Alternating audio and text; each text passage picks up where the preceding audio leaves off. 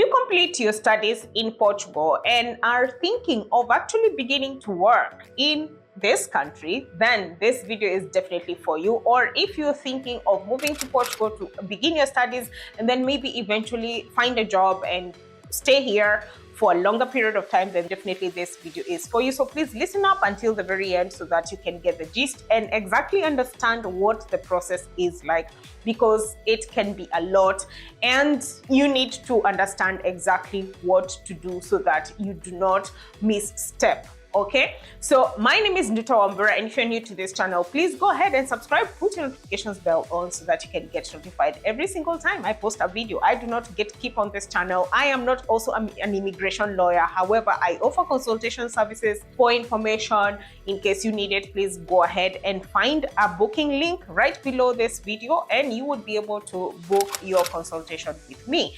Now, if you are in Portugal already and you are doing your studies, whether it's an undergraduate, whether it's a master's, whether it's a PhD, whatever it is, or if you're thinking of applying to come to Portugal and study here, and then once you complete your studies, whether again undergraduate or master's, PhD, then you have the right to actually stay here and look for employment. And if you find the right employment, then you can be able to change from a student visa to a work visa. It's not easy.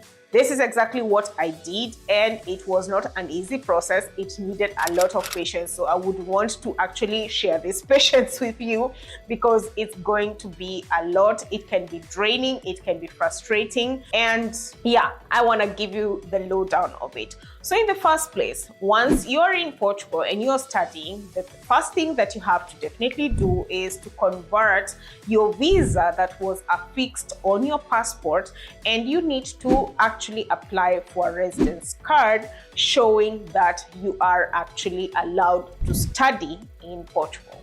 And some of these residence cards would also say that, perhaps you're also allowed to work at least up to 20 hours during your full-time studies and on full-time hours when you are on breaks. So for instance, when you're on winter breaks or when you're on a summer break, then you are actually allowed to work full-time.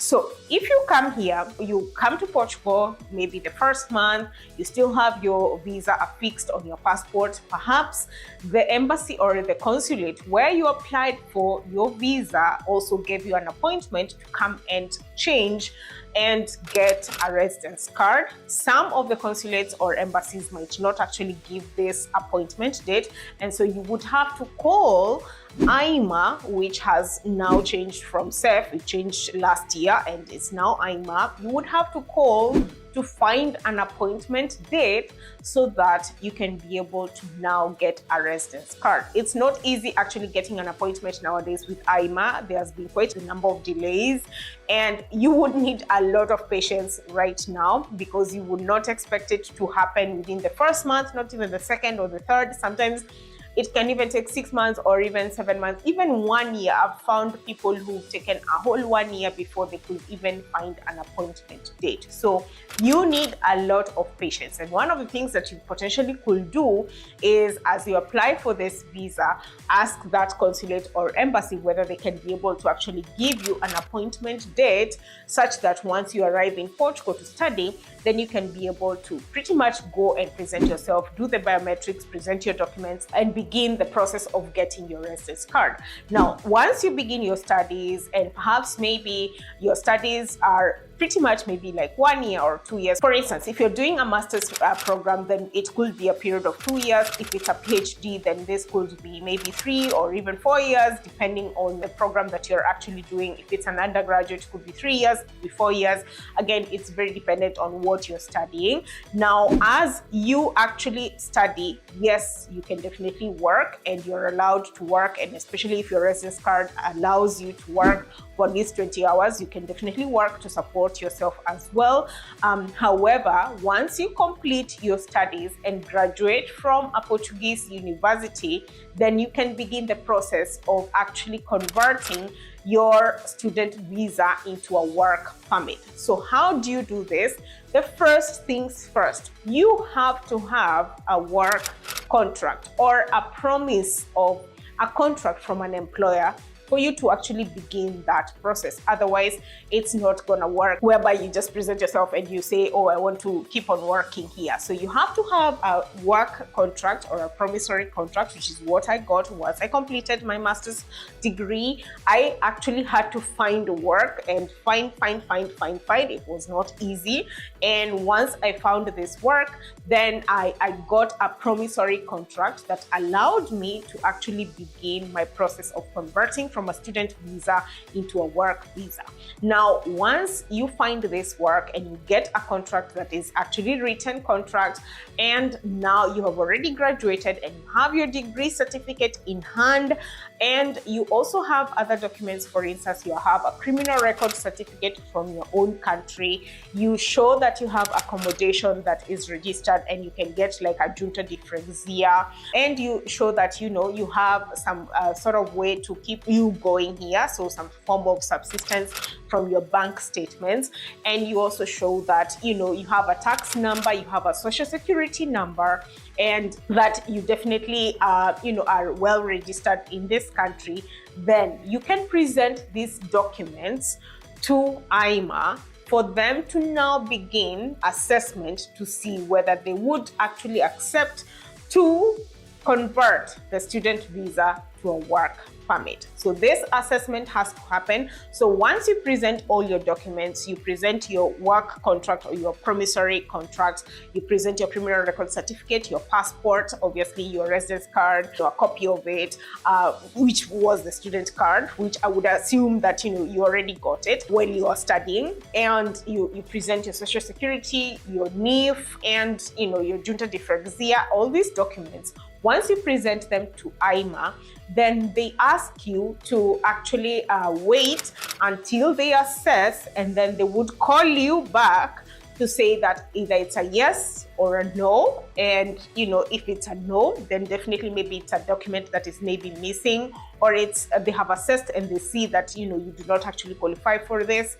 You can actually ask them why, and they can give you the reasons as to why. Maybe that they have said the no, or if they say it's a yes, then that becomes the point where you actually go and pay a full amount and take your biometrics, and then they begin the process of now processing your residence card under a different article that now allows you to work in Portugal. Now, usually they give a residence card, and that's what exactly they gave me. They give a residence card which is valid for maybe 1 year or 2 years. By the time I was given a 1 year residence card that is renewable dependent on you holding employment. Now, you can hold a different employment contract from the previous one that you used to apply, so you can change jobs, yes. However, you still need to have that contract. You still need to show that you actually did your tax declarations. You still need to show that there have been contributions on social security, that your accommodation is all good. Pretty much every other nitty-gritty needs to be checked out, so that they can keep on renewing your residence card. And once they keep on renewing your residence card, once you reach the 5th year mark, then you can either apply for a permanent residence in Portugal, or you can apply for citizenship, because usually these two processes tend to be almost similar. And so usually this is something that happens pretty much to anyone who is not from a Portuguese-speaking country. And the Portuguese-speaking country would be from Brazil, from Angola, from Mozambique, from Cape Verde, and all these countries, Guinea-Bissau, etc., etc. So their process is very different from anyone else who is from an English-speaking country and is wanting to actually change from a student visa to a work visa. And this process usually is similar, kind of similar, because again, it is dependent on your country and maybe the corporations that have been formed between your country and Portugal, and so on and so forth. So this is a process. And how long did it take me? For me to change from a student visa to a work permit took me almost 6 to 7 months. By then, things were maybe, I would say, much different and much maybe kind of easier, not easier as such, but they were kind kind of easier, but those were the safe days, and that is when I actually changed my student visa to a work visa. It took about 2 weeks for them to make the decision as to whether or not I qualified to change from a student visa to a work permit. And once they gave me the decision, they gave me a call. I was actually waiting for that call for such a long period of time. Every single day, I used to make sure that my phone is charged and I don't miss any calls. And, I am not on do not disturb. It's just like waiting and the patience that you need, because if they say no, then you have no other way. Because if your student visa is actually expired, you have no other way of convincing them that, hey, I need to stay here and work. Sorry for you, because you would definitely have to maybe exit from this country. And the other thing that made me to take quite a long period of time is obviously the criminal record certificate that I had to get from Kenya. And usually that took so long because it had to be processed in Kenya, it had to be certified and then translated, and that took quite a long period of time before it could get to me, because there was no way of me going to Kenya and then coming back and then presenting this document. It had to be through sending the consulate and the embassy, because there's no embassy of Kenya in Portugal. So this took a long period of time.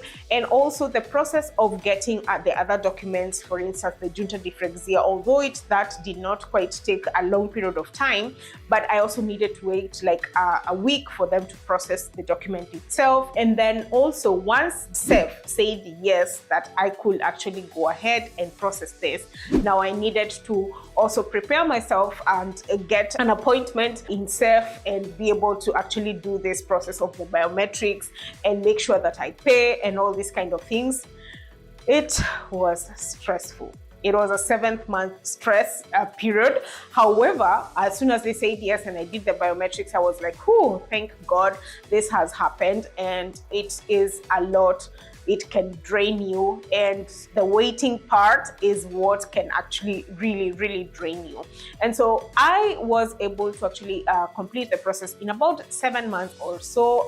Within the 8th month, I was able to receive the card, and that is how I converted from my student visa to a work visa, which I made sure that, continue working, continue paying your taxes, continue paying your social security, and so on and so forth, so that we can keep on renewing. So it's not an easy process. They have to say yes or no. If they say no, then you potentially could appeal. This is a big could, because it depends on why they actually say no. But nowadays, especially with the changes in immigration and with AIMA, I would not hold my breath. I would give myself at least 1 year. However, I would say as soon as you're almost completing your studies, please begin looking for a job as soon as possible. In fact, start looking for that job. If you can actually work the 20%, start looking for that job as soon as you can, as soon as you actually get to Portugal and begin studying, and maybe already process your residence card that allows you to study. Begin looking for that job as soon as possible, so that by the time maybe you're completing, maybe the employer knows you and can give you a contract and all these kind of things, so that you can be able to process it. It's not easy. It takes time. However, it is definitely much doable. Now, this is just a small overview of what to expect. However, on the ground, things could be very different, and your story could be very different. Please leave a comment if you have tried this process before, and I'll be happy to interact with you. And if you would like to actually ask a few questions, please go ahead and comment right down below, and I'll be more than happy to answer you what I know. Remember, I am not an immigration lawyer. I just give you information as to what I have experienced and what I have seen others also experience. So until next time, bye.